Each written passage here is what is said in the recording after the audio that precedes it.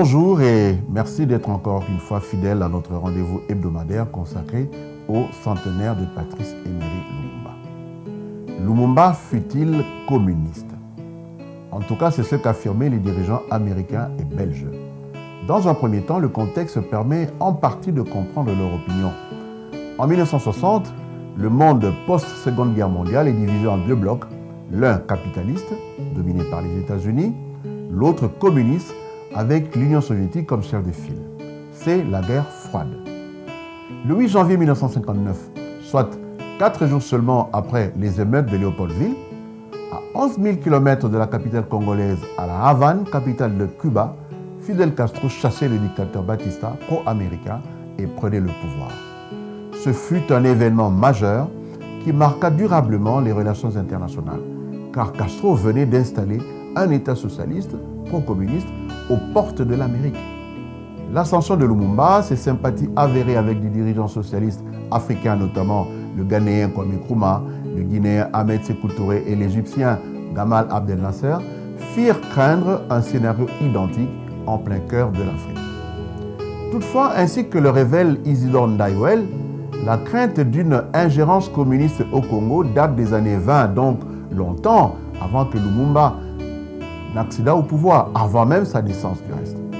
À cette époque, le deuxième congrès du Comintern, qui se tint à Petrograd en juillet 1920, adopta une stratégie de front uni comme instrument de lutte révolutionnaire à travers les pays coloniaux par l'intermédiaire des partis communistes européens, chaque parti s'intéressant plus particulièrement aux colonies de son pays.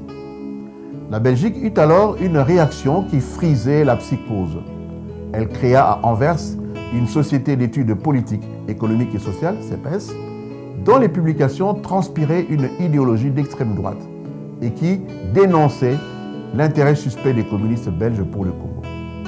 Sur place même au Congo, l'administration coloniale traqua les communistes jusque dans les rangs des adeptes de Kitawala, chez les marins de Matadi, chez les mineurs de Kilomoto, etc., etc. Au lendemain de la Seconde Guerre mondiale, la psychose du communisme se généralisa et hantait désormais tous les pays occidentaux.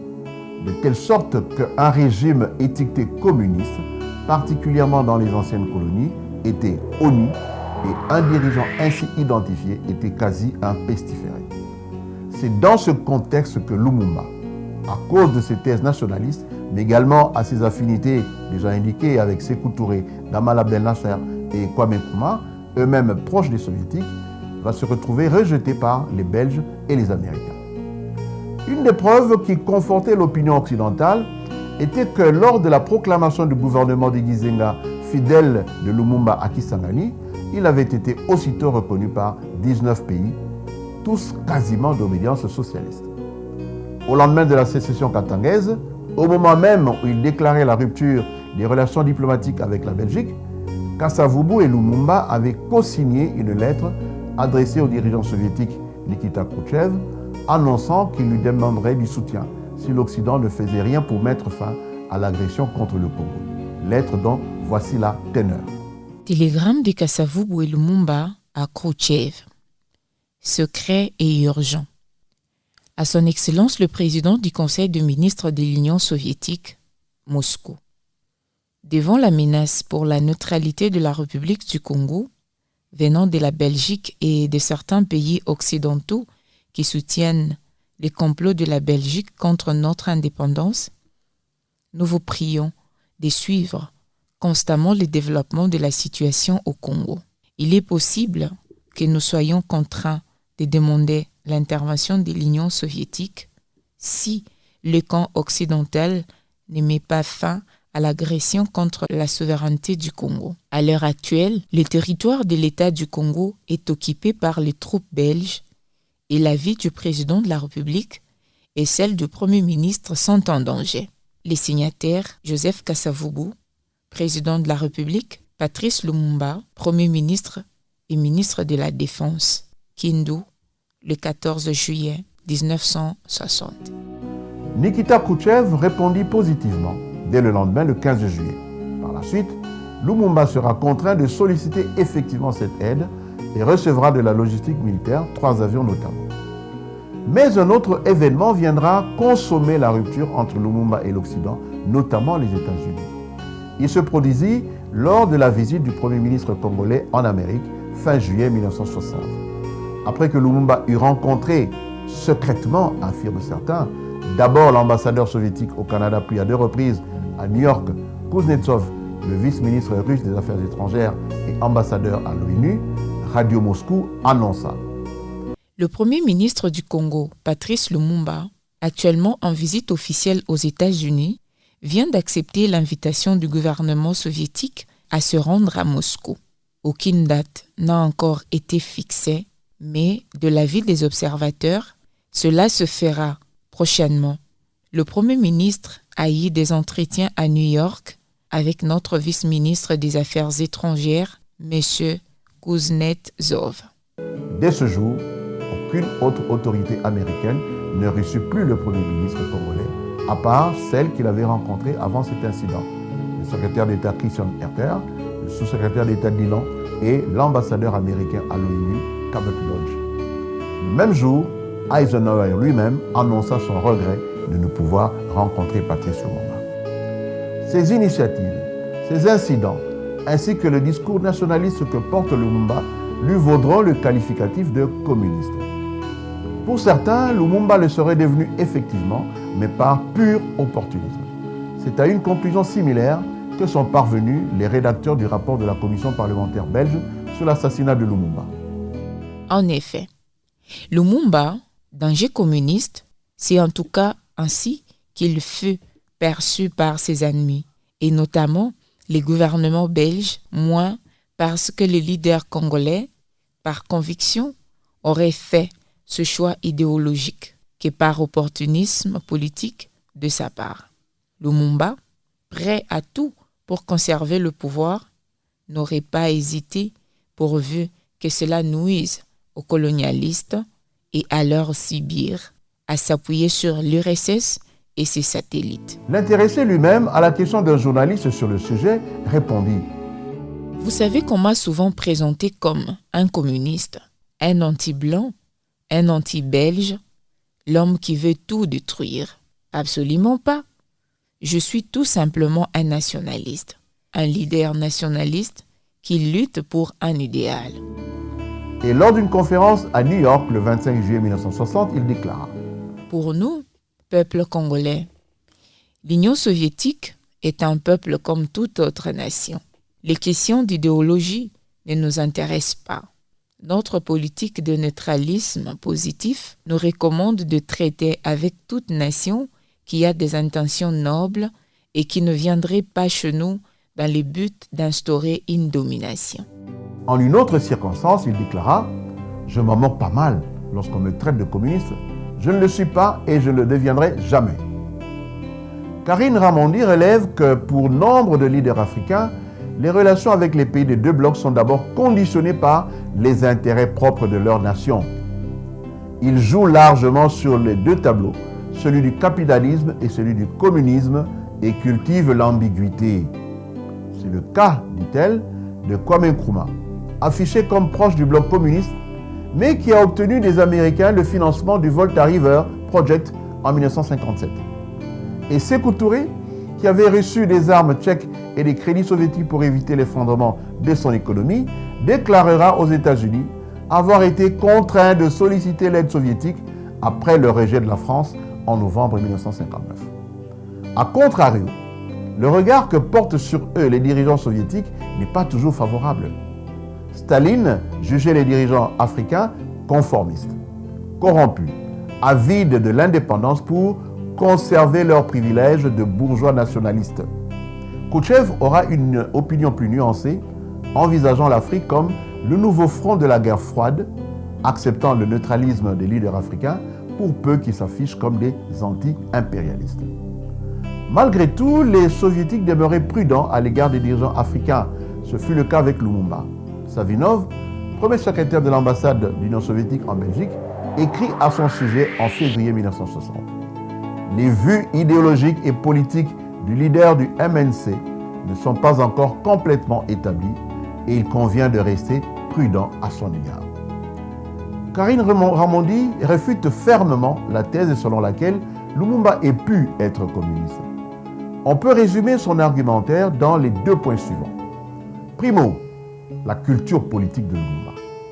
Celui-ci, semble-t-il, ignorait les rudiments de l'idéologie communiste et s'en méfiait, du reste, comme d'un obstacle à l'unité nationale.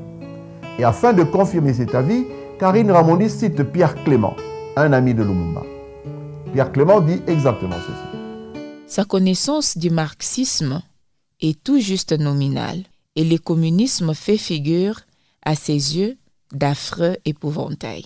Et Jean Van Lierde, témoignant devant la commission parlementaire belge sur l'assassinat de Lumumba, déclarera « Il n'avait jamais lu 10 lignes de Marx, Engels ou Lénine.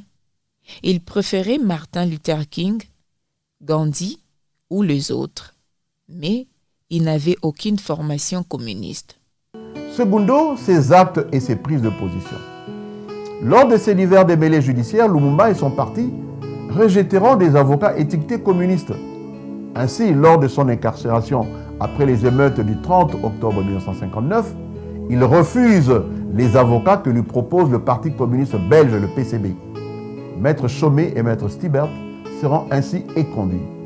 Ce serait faire croire à l'opinion publique que notre parti est de tendance communiste, écrit Marcel Nguema dans le compte rendu de l'Assemblée extraordinaire du MNC de décembre 1959. En revanche, le choix se portera sur Maître Jean Auburtin, connu comme un des confidents et un proche du général de Gaulle. Le MNC et son chef, Patrice Lumumba, ont délibérément choisi de faire appel à un avocat de droite, un vœu qui sera assisté localement par Maître René Rome et Jacques Marès à Stanleyville pour montrer ouvertement leur indépendance politique par rapport au communisme. La même auteure relève par ailleurs l'hostilité initiale de Lumumba vis-à-vis des Russes. En réalité, ses propos penchaient clairement vers la neutralité. Nous ne voulons d'aucun bloc, clamait-il. Le Congo ne sera jamais français, russe ou américain, nous n'en voulons pas. Ramondi rappelle du reste que le premier appel à l'aide de Lumumba visait les Américains. Le deuxième ciblait l'ONU. Le troisième, les puissances de Bandung. Et le quatrième, les pays africains. C'est presque en désespoir de cause qu'il décida de solliciter l'aide des Russes. C'est peut-être pour cette raison qu'ils ont toujours refusé d'intervenir directement pour soutenir Lumumba et qu'ils ont choisi d'opérer sous la direction de l'ONU, diminuant ainsi leur potentielle autorité et leur contrôle. En guise de soutien, les soviétiques ne consentiront à livrer à Lumumba que 3 avions sur les 10 promis afin d'apporter une aide alimentaire. Karine Ramondi partage ainsi la thèse d'Anne-Sophie Gates qui conçoit que le scénario d'un Lumumba communiste est un mythe dans le sens où il s'agissait vraiment d'une construction collective et nébuleuse, une image simplifiée, souvent illusoire, que des groupes humains se forment ou acceptent au sujet d'un individu et qui jouent un rôle déterminant dans leur comportement et leur appréciation. Ramondi explique ainsi que la presse belge, notamment la Libre Belgique, a délibérément construit cette image fausse, ce mythe d'un Lumumba communiste. Il existe du reste différentes autres preuves que Lumumba ne fut point communiste.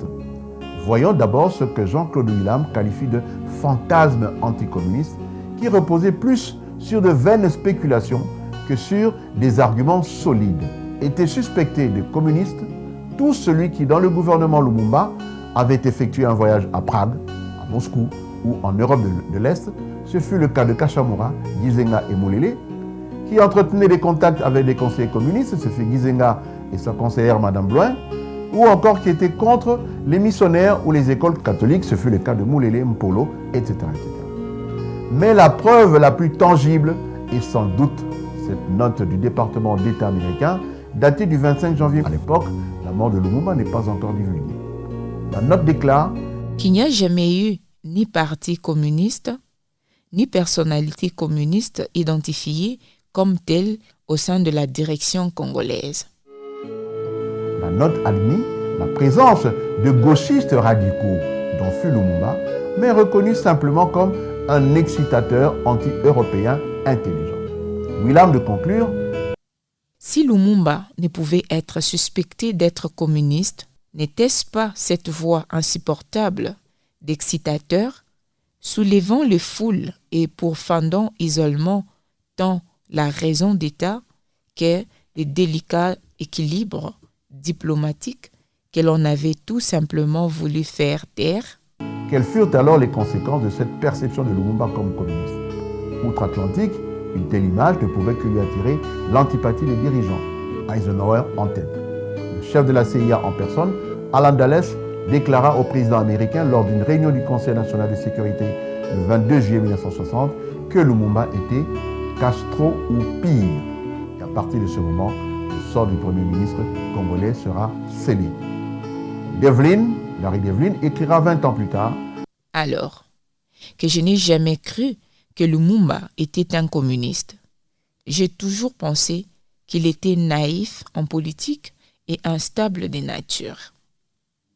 Eisenhower instruira plus tard Dulles d'éliminer Lumumba en disant « Get rid of him », débarrassez-moi de lui, ordonna-t-il, vraisemblablement au cours d'une réunion du Conseil de sécurité nationale, cette fois-ci le 18 août 1960.